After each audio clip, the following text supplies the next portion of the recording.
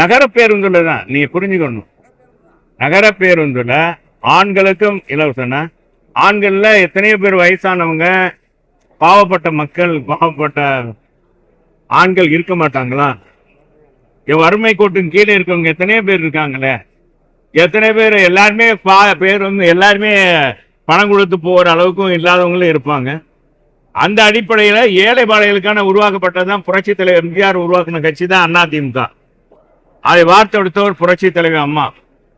ஏழைகளுக்காகவே கட்சி தொடங்கி ஏழை மக்களுக்காகவே திட்டங்களை கொடுத்து குடிசை வீட்டுக்கும் ஒரு விளக்கு கொடுத்தவர் புரட்சி தலைவர் எம்ஜிஆர்.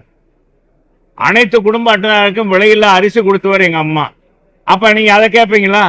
ஏங்க எல்லா குடும்பத்துக்கும் என்ன பணக்காரவங்க எல்லாம் வாங்குறான், யாரு வாங்கினாலும் அரிசியை வாங்க வந்தாங்கன்னா வாங்கிட்டு போகட்டுமே, அவங்க அவங்க இல்லாதனால தானே வாங்குறாங்கன்னு சொல்ல அடிப்படையில தான் கொடுத்தது.